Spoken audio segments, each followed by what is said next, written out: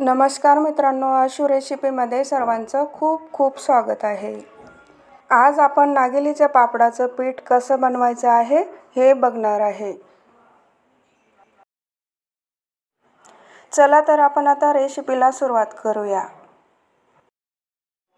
येथे मी 2 किलो नागली घेतलेली आहे। त्याला नाचणी पण म्हटलं जातं। नागली मी साफ करून घेतलेली आहे। आता आपण त्यामध्ये पाणी टाकून तिला स्वच्छ धुवून घेणार आहे।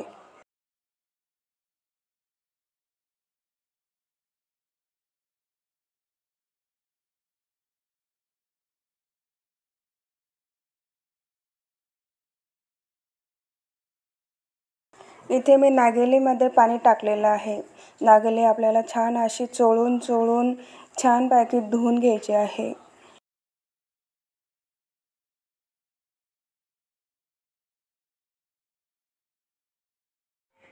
नागली आपल्याला आता 2 पाण्याने धुवून घ्यायची आहे।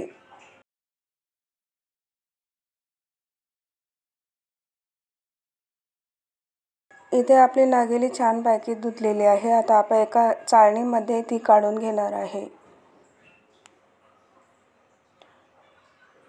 अशा पद्धतीने ही आपल्याला एका चाळणीमध्ये काढून घ्यायची आहे।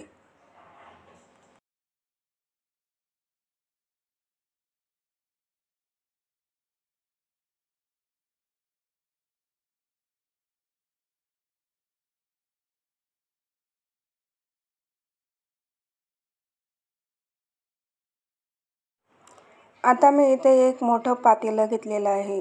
ती धुतलेली नागली आपण त्या पातेल्यामध्ये टाकून घेणार आहे। पातेल्यामध्ये टाकल्यानंतर आपण त्यामध्ये स्वच्छ पाणी टाकणार आहे।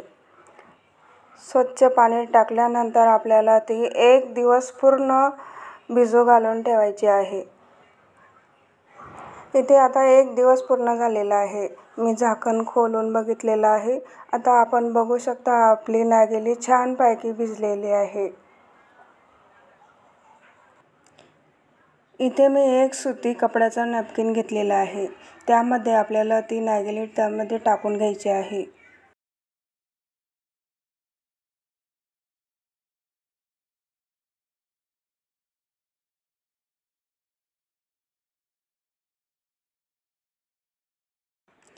सर्व नागली मी त्या कपड्यावर काढून घेतलेली आहे। आता अशा पद्धतीने आपल्याला त्या रुमालाकडून चारही बाजूने पकडून आपल्याला त्याला एक छान पैकी अशी गाठ मारून घ्यायची आहे। अशा प्रकारे मी ही गाठ मारून घेतलेली आहे। एक पूर्ण रात्रभर आपल्याला ही नागली एका नळाला मी बांधून ठेवणार आहे।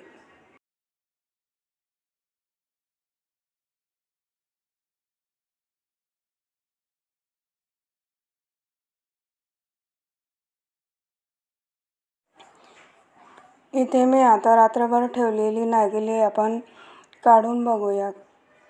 आपल्या नागलीला छान पैकी मोड आलेले आहे की नाही आपण हे बघून घेणार आहे।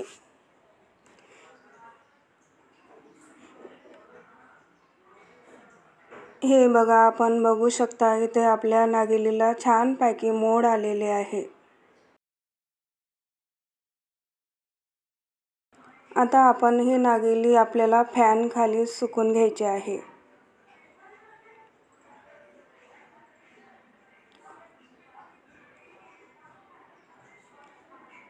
3 घंटे आपल्याला ही नागली फॅन खाली छान पैकी सुकून घ्यायची आहे। अशा पद्धतीने मी ही फॅन खाली सुकून घातलेली आहे। सुकल्यानंतर मी छोट्या चक्कीमधून ही दळून आणलेली आहे। इथे आपण बघू शकता अशा प्रकारे मी ही छोट्या गिरणीमधून दळून घेतलेली आहे। आता आपल्याला सर्वात पहिले हे पीठ आपल्याला चाळणीने चाळून घ्यायचे आहे।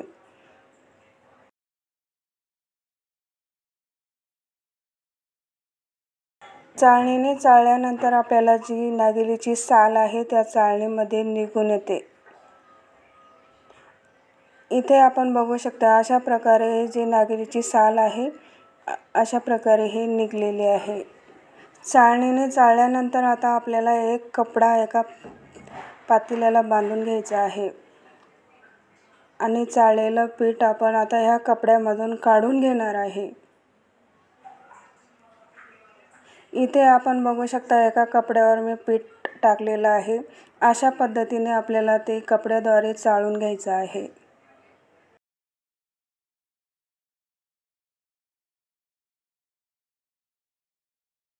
काढल्यानंतर त्यानंतर सुद्धा हे आपल्याला चाळण निघलेलं आहे। इथे मी कपडा काढून दाखवत आहे।